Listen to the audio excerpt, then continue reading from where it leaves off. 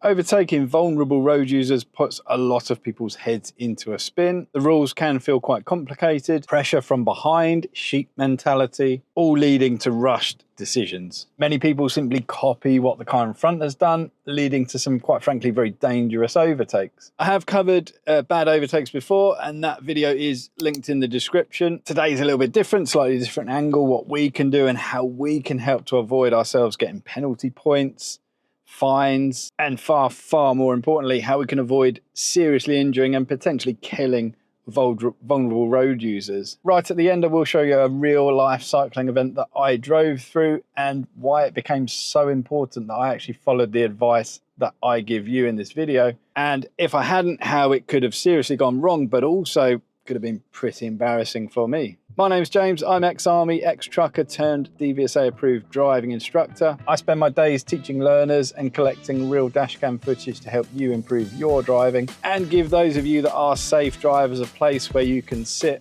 watch, nod along and say, finally, someone gets it. So hit the like, hit the subscribe, hit the bell, and as this video will prove, avoid hitting cyclists. So let's first clear up the rules. When we talk about vulnerable road users, we are talking about that anyone that in your vehicle you can do much more damage to.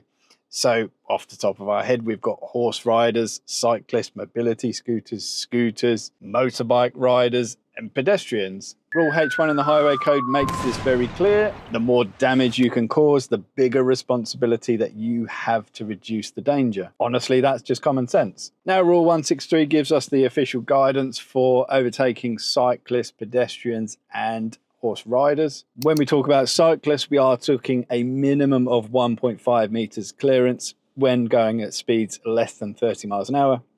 And when you're going faster than that, you need to give more clearance.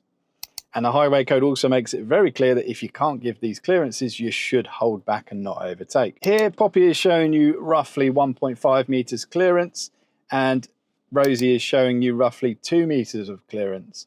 Both examples will clearly push you over the center line on most roads. Your car is going to be partially or fully on the wrong side of the road. So that needs to become part of your planning before you even think of overtaking. So this is where mindset matters. If your thinking goes from, like in this clip, oh, I can just squeeze through, to I need to wait until I can go onto the wrong side of the road, that changes everything for you. And more importantly, it changes how the actual cyclist is feeling about you overtaking them. So looking ahead here, the short gap between the road markings means there is an approaching hazard if you can't see the bend, and that should make you reluctant to overtake. And you'll notice with this overtake, I follow rule 127 to the letter, so I hold back. Imagine overtaking at this point here, the consequences could be pretty catastrophic, but here's where I follow the rule properly. I wait until I can actually see into this area here, the little blind spot, before committing. So that's proper planning. Now, sadly, some of the following traffic doesn't show the same patience. It's sheep mentality, just copying the driver in front. And the oncoming driver ends up putting this situation right. And yes, this applies to cycle lanes too. So paint is not protection. In this area here, we're in a 40-mile-an-hour speed limit. Visibility ahead is reduced, so my learner slows to a speed where they can either safely commit or safely abandon the overtake, and they make the correct decision, noting the clearance. Good clearance, no pressure, no drama. If you cycle on roads like this regularly, I'd love to hear from you, and I'd love to hear how many road users actually give you adequate clearance when you're in a cycle lane, because I suspect the answer is pretty depressing. My learner is on a mock driving test. Now, I stopped the overtake because we're approaching a mini roundabout. Afterwards, we discussed something really important. He'd been influenced by the vehicle in front. So it's classic sheep mentality. Rule 163 is clear. Never assume you can just follow another vehicle through. Make your own decision. And rule 167, of course, don't overtake in places you could come into conflict with other road users. Mini roundabout's a perfect example. In principle here, we stay behind the mobility scooter because as we come through the traffic calming section, yes, it looks clear ahead, but there are junctions on both sides. Now watch what happens. There's no signal, there's no warning, straight into the junction. But because we followed basic highway code guidance, there's no problem. There's no panic, no near miss. The clarity that people search is in the highway code.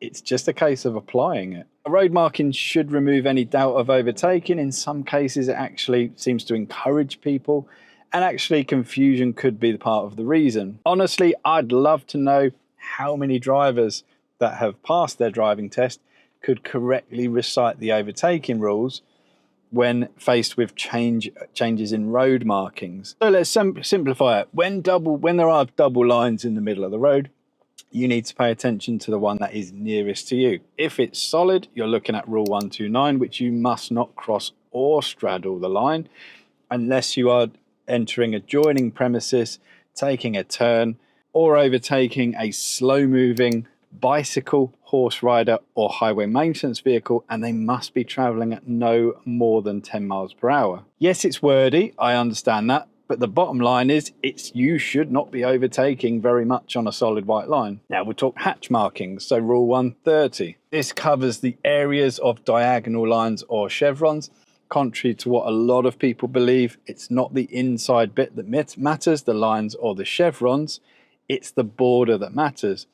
The lines just tell you are in an area of two-way traffic, and the chevrons tell you the other side is moving in the same direction as you. That's all they mean. The border's the important bit. Broken border, if it's safe and necessary, yes, you can enter these areas, but you need to make sure it is safe and necessary. Solid white line, don't even think about it. It's emergency use only. That applies whether it's chevrons or diagonal lines. This is backed up in the DVSA official guide to driving here, and it's backed up in Know Your Traffic signs here. So here's how this works in real life. I've used this clip before, but it's the best example I have. A cyclist emerges. Now first we have an hatched area that has a solid border, so immediately no overtake. We follow. This gives you a good opportunity to assess how fast the cyclist is going. Use your speedo.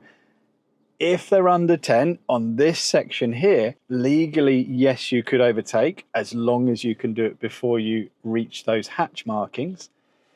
But actually, of course, here there's still no safe gap. Now we return to solid bordered hatch markings. So again, absolutely not. And this is where, for me, drivers get themselves into trouble. A lot of people say, oh, you can whiz past a cyclist under 10 miles an hour. Not in these areas. This one is pretty poor from start to finish. The cyclist is above 10 miles an hour. The white line is solid, although I'd love to see it repainted. So the overtake is illegal already, but then add approaching junction, bend ahead. For me, questionable clearance. It should never happen. So let my learner show us how it should be done. Solid line above 10 miles an hour, no go. When it ends, not enough visibility. Junction and junction warning sign, no. Approaching a bend, nope. And that's more like it. Have a little patience. Rule 163 also advises giving pedestrians where there's no pavement areas a minimum of 2 meters clearance. Now, sometimes roads are narrow and perfect clearance isn't possible. So what should we do? We compensate and reduce the risk by reducing the speed. So here we slow right down to a crawl. Everyone stays comfortable. Everyone stays safe. And rather than a shake of the fist and some screaming at you, you get a nice little wave as you pass them. And this is where good driving actually becomes defensive driving. So here I tell my learner to move wider here before the pedestrian even steps out. Then approaching this bus, I'm already preparing for a hidden hazard. I don't even know if someone's there, but I'm driving as if they could be. I'm slow, I'm wide, therefore prepared.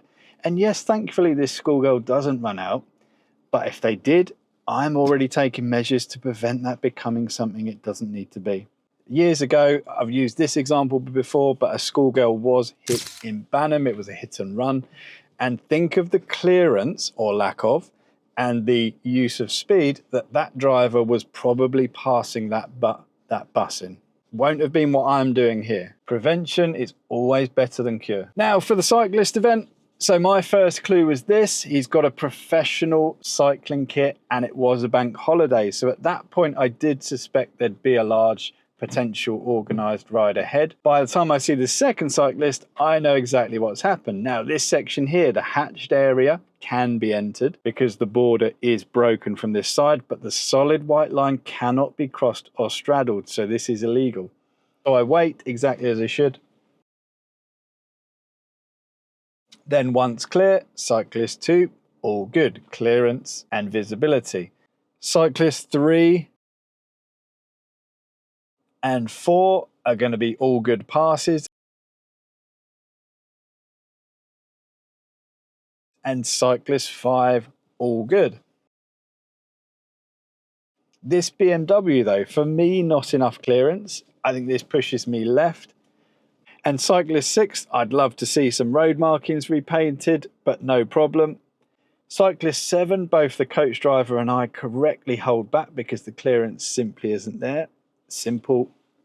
And the overtake is then absolutely fine. Cyclist 8, some people might disagree with this one, but there's a clear gap, proper clearance, and no effect on the vehicle oncoming. I actually think I could have fallen asleep in the time I had to complete this overtake, and yet someone will still not be happy. Cyclist 9, there's broken bordered hatch markings. I'm past the junction. It's safe, necessary, and correctly done. Now here's the part I didn't know at the time. Behind me in this Ford Focus was my learner with his dad. So when he got in the car the next lesson, he said, "Oh, we were behind you at the cyclist event." And I suddenly thought, oh, okay. And that hit me, because imagine if I'm preaching to him about clearances and patience when overtaking these kind of road users, and then there's me busting out illegal overtakes, not giving enough clearance.